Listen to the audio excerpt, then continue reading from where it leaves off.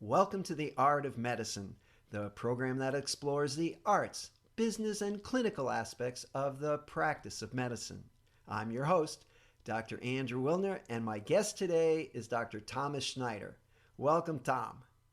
Thank you so much for having me, Dr. Andrew. It's great to be here. Seriously great. Tom, I heard you on another interview with Burke Allen, who has a great podcast. And I go jogging about 4 times a week, and I usually jog for 30 to 40 minutes. And that's just about the right time to get a podcast in. Right. And I listened to this guy, this Dr. Thomas Schneider, talking about his new book and his life. And I was just blown away. I mean, I literally bought the book the same day and I read the book. And then I was even more blown away. It's like, first of all, number one, on this program, one of my favorite things to do, it's the art of medicine. And one of my favorite things to do is to interview physicians who have written books, physician authors. Uh-huh. And I've interviewed several physician authors who've written fiction books. And so I'm adding you to that list. So thanks for being here because it's a dream of mine one day I've published 4 books, but none of them are fiction. But the fiction book is there. It's definitely coming. And I don't know when, but I'm really interested in that. As I read your book, you talked about your early days and Yes. Holy Cross, and I want to hear more about that in Worcester, Mass. Well, I grew up in Fall River, Massachusetts. Neighbors. So I'm reading this book, and it's like, I know these places. I know what's Sure. going on. And I, well, first, you have a copy of your book handy. I want everybody to get the title and see this book because I do, thanks to you. The Extraordinary Life of an Ordinary Man Surviving When Life Sucks, a memoir. Okay, There by you Dr. go. Thomas Schneider. Now, I read the title because, well, first of all, I think the title is inappropriate. You are not an ordinary man by any stretch of the imagination. That is excessively humble. But what I liked about the title is When Life Sucks. Everybody is so politically correct these days. Mhm. We don't have problems, we have challenges. Right.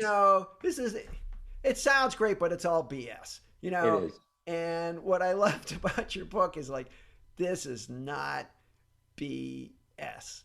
Right. So just to give an example, one of the stories in your book you talk about, is like even too tough to explain. You talk about while you were studying to be a Jesuit priest, Yes. right?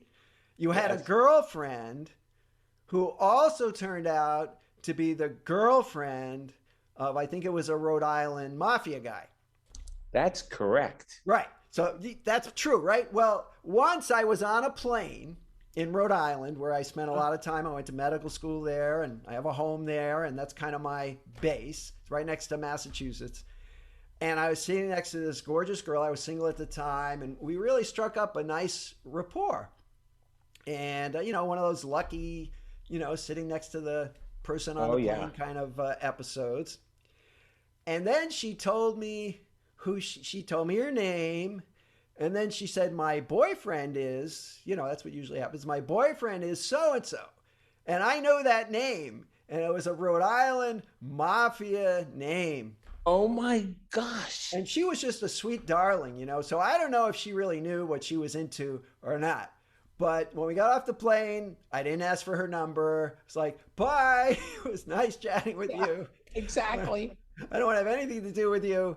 Even if by chance you were interested in me, just forget it. And so I thought, I hadn't thought of that episode for years. That's got to be probably 30, 40 years ago. So reading your book just brought back, memories to me. I am blown away. That's similar. Just, oh my gosh. So when I'm Yeah. reading that story, it's like, I can't believe it. So the other story is one of my dreams that I have not accomplished is I want to be a pilot. I always wanted Ah, to pilot. I like gadgets. I'm a scuba diver. It's kind of, it's cool, right? yeah. And but you were actually a Navy fighter pilot, shot Correct. down how many times? 3 times Three times. altogether. So, I Yeah. mean, it's like, well, being a pilot is cool. I mean, being shot down, that's something you want to do, but obviously you survived that. And then you did it again. And then you did it again. Yeah. I mean, so I don't know if that's like blessings. Is that good news or bad news? It's like bad news you keep getting shot down, but it's good news you keep going back. I mean, it's just amazing. And you're also a practicing physician for many many years. Yes, yes. Oh, yes. I don't want to expound on it unless you want me to tell you that people say, "How were you shot down 3 times in Vietnam?" And the answer is, I wasn't that good a pilot. And of course, some people get it and some people don't. And the other time I say, have you ever tried to go back and land on the carrier? It was much easier to go into the rice paddy. But in any event, yes, I was an aviator for there. And, Andrew, that probably, those shoot downs were, of course, for me, I don't mind saying it, unbelievably traumatic and life changing because people who read this book, all 3 of them have copied me and said, listen, what was it like to be a macho fighter pilot? Tom Cruise coming on board the carrier. And what a stud you must be. And the purpose of the book is not that at all, as we'll get into in a little bit. But it was for me life-changing because it said war, and I'm being as guttural as I can, war sucks. This stuff of macho, it's great. Let's all fight for the country. No, if you've been in war and you don't come away with the feeling of, one, how enormously fortunate you are to still be alive, and 2, how insane the concept of war is, you're missing something. And thus, when I came back, I went to test pilot school. And actually, in your neck of the woods, mine as well, I had another crash at Pax River.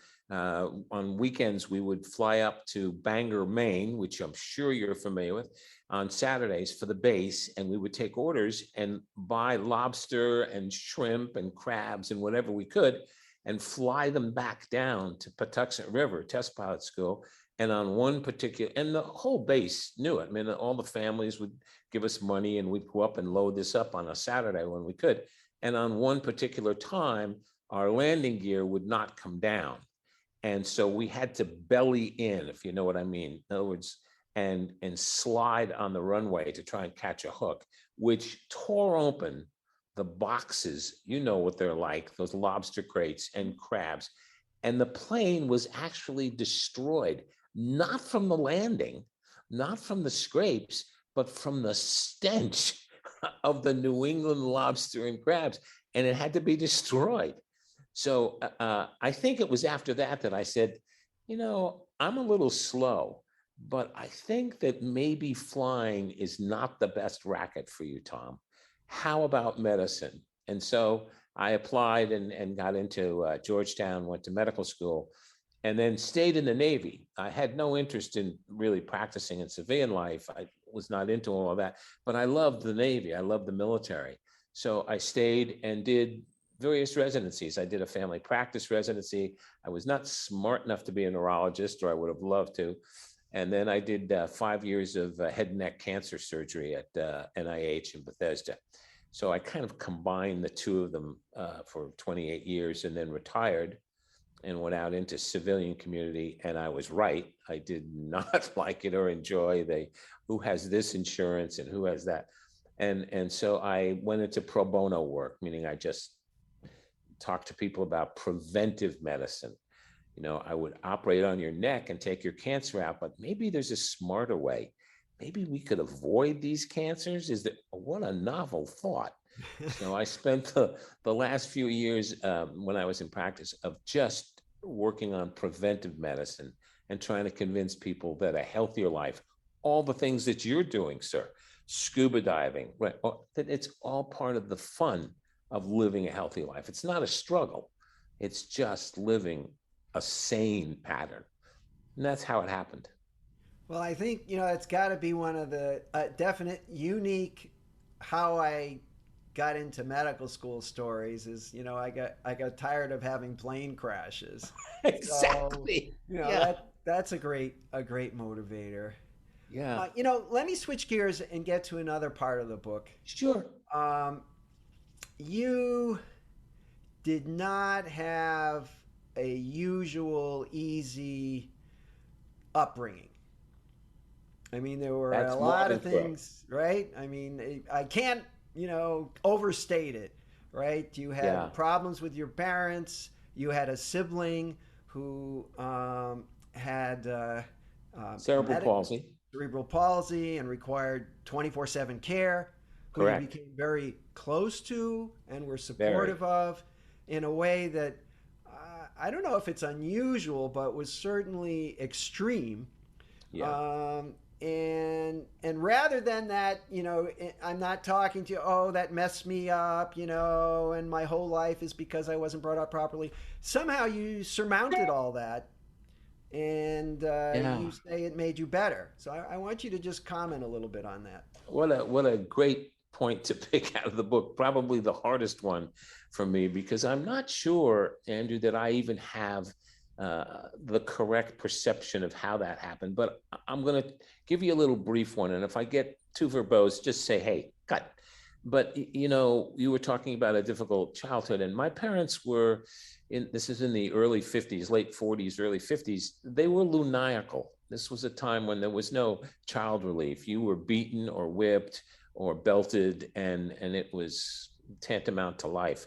And that's how it was in my house. Both parents were alcoholics and drug users, although very brilliant people and very accomplished. However, my job was to take care of my brother Mark, just to do that 24/7. And I grew to absolutely love and adore him. And one of the punishments that my dad used to love to inflict was I was the black sheep. I would always do something. And so I would come home that Friday night, my mother would be there drunk, and my father would come home and she'd say, "Well, he did it again. Oh, what did he do? He ate 11 chocolate donuts, just ate them all." And now that was a lie. Maybe nine, Andrew. That was my max. But certainly I did, looking for a serotonin boost. As a neurologist, you'll get that.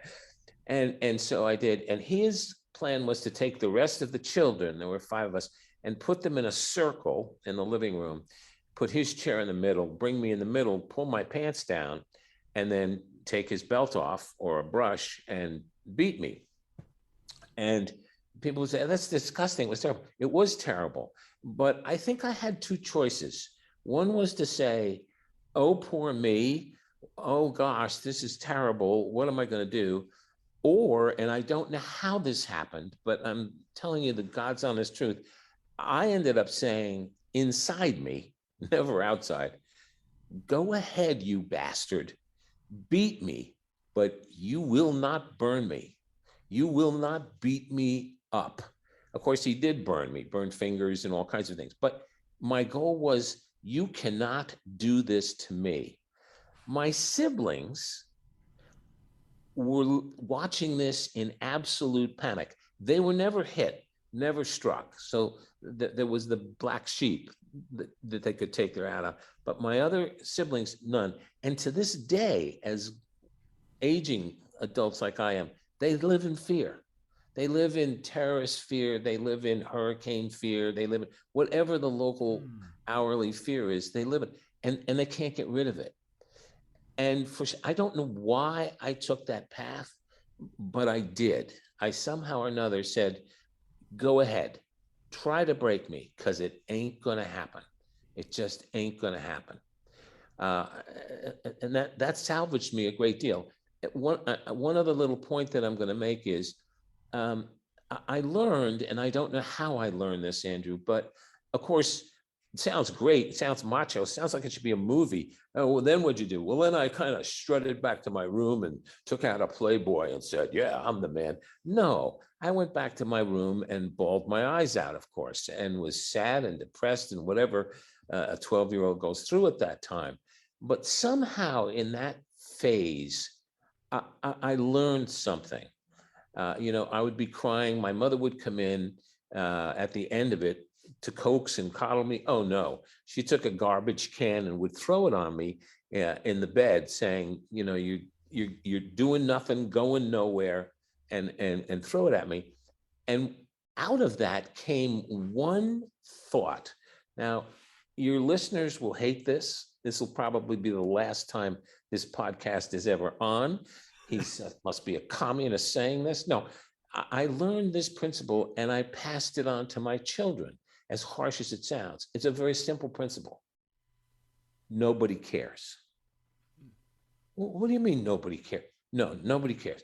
No, Tom, I care. No, you can hear the story and say, I'm sorry. You're saying, I'm sorry it wasn't me. I'm glad that it wasn't me that went through that. And I understand that, but nobody cares. So older, going to a psychologist or a psychiatrist and saying, and they beat me and they did this, I'm so sorry. Does not, nobody cares. I'm the one that's got to get through it and say, go ahead. You can burn me, but you cannot beat me.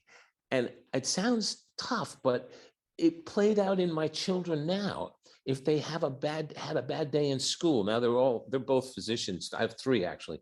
Two of them are physicians now. When they were little, they'd come home. How was today? It was terrible, Dad. The teacher yelled at me, and I didn't have my homework at Thanksgiving. It was just a terrible, terrible day. And I go, yeah, well, what are you going to do about it? Because nobody cares. Dad, it was a terrible. Nobody cares. Make the day a good day, but I can't do it for you. It's up to you. Now, that sounds harsh. It sounds terrible, but it really, to me, was a survival step. It was a way to say, it's got to come from me. And when I was doing preventive medicine, whether people were coming to me, can I get my wrinkles removed? Can I get stronger? Can I make love more? Whatever it was, it really came down to one principle. Every patient, what is it you're really looking for? I want to be happy. Really? Well, it's got to be the new Lexus. If you get the new Lexus, it's got the buttons that can now blow on it. Try it. Or the new computer. That'll do it. Something's going to make you happy. And I learned long ago from my Jesuits, who I love, who raised me basically when I ran away from home. And they told a story about, it's an old story, and forgive me for this, but I'll make it short, that God and St. Peter are up in heaven. It's an apocryphal story, but they're there. And Peter says to God, nice job down there with the earth. I mean, the greens, the flowers, the apple. I like that. You did a good job, God. God said, no, you got Adam and Eve down there. Come on, give yourself credit. He goes, no, I really wanted to give them something special. Oh, really? Like what, God? He said, I want to give them happiness. And Peter said, well, you're God, just snap your fingers and give them happiness. He said, no, I give them things and they take it for granted. I give them breath, the most amazing gift of all. They just breathe in and out all day. They never stop to think how wonderful it is. I give them unbelievable verdant green woods. They don't even go in there. They're on the highways. He said, they've got to work for happiness. He said, well, hide it. Peter said, hide it. He said, yeah, maybe I'll bury it under the water. They'll never, oh no, these guys are smart. They're going to be scuba divers. They're going to get to the bottom of the ocean, maybe the top of a mountain. No, they're going to conquer Everest. He said, I don't know. I got it. I know right where I can put it. Happiness. Peter said, where? He said, right over there. Right inside their hearts. Now that's a kind of a soupy, saccharine kind of a story, but I love it because it says, I don't care. If you want to be happy, it's already in you. You just have to find and enjoy it. It's not in the Lexus. It's not in the new Apple computer. It's right inside, but you got to stop. You got to take a breath and go, oh my goodness. Oh my goodness. How do you learn that? How do you teach it? I don't know the answer to that. I had bypass surgery, and when I woke up This was back in 1994. I woke up and there was a machine next to me. You'll know, and it went, and there was this big peace pipe in my mouth going to my lungs. And of course, I was intubated. And I never forgot, to this day, this is not, I walk outside in my woods here and I take the dog for a walk. Whether he pees or he doesn't pee, I don't really care. What I do is I always take one very deep breath and go, oh, ain't that something? Ain't that something? You can't forget it. And that's where the joy comes from. I didn't mean to get off on that. It sounds like I'm Well, I think everybody knows what I was talking about now, that when I heard you on Burke Allen's show, that I was just blown away. I mean, that's just the tip of the iceberg. Oh, you're way too kind. Your stories, and we're running out of time. So for more Tom Schneider stories, read the book. And where can I get the book? I know it's on Amazon. I'm not a techie. I admitted that up front. So it's on Amazon, and it's on something called, or it's going to be next week, I think, on Audible. Great. It's going to be an Audible book. Excellent. Yes. And then wonderful Burke Allen has put me on, you ready for this one? My daughter taught me this word, social media, under Tom Schneider, MD. And that's Twitter, Flitter, Link, whatever those things are. And I'd love to hear from anybody. They can email me. I love to chat and talk to people. Tom, this has been fantastic. Do you have any last pieces of advice for our listeners all over the world? One last one. Happiness. Gage. G-A-G-E. Remember those four. G-A-G-E. G. Give. Give to the gal who's giving you groceries. The unseen people. A. Accept. Accept what happens. That Amazon box that you open and it says Alzheimer's or cancer. Accept. Learning to accept. Very, very, very, very hard to do. And last G, gratitude. Thankful for every breath. Well, what about the E? G plus A plus G equals enjoyment. You will enjoy every day. Dr. Thomas Schneider, thank you very much for being on The Art. I love being here, Andrew. Cannot thank you enough.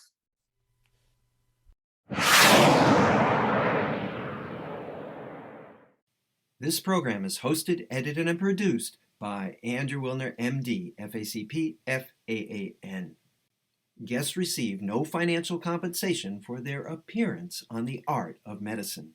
Andrew Wilner, MD, is Associate Professor of Neurology at the University of Tennessee Health Science Center, Memphis, Tennessee.